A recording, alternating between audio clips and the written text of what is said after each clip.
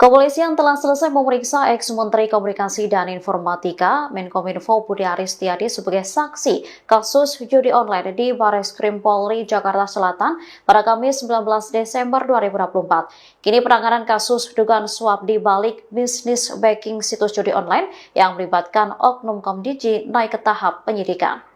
Hal itu disampaikan Direktur Reserse Kriminal Khusus Polda Metro Jaya, Kombes Pol Ade Safri Simanjuntak. Dikatakannya kasus tersebut kini ditangani penyidik gabungan, yaitu dari Subdit 3 Tipikor Ditreskrim Sus Polda Metro Jaya dan Kortas Tipikor Polri perkara dugaan tindak pidana korupsi. Dijelaskannya kasus dugaan suap ini merupakan pengembangan dari penyidikan kasus bisnis backing judol yang ditangani Ditreskrimum Polda Metro Jaya. Dari temuan bukti, kasus dugaan suap ini mengarah kepada dugaan penerimaan suap atau gratifikasi yang melibatkan Budi.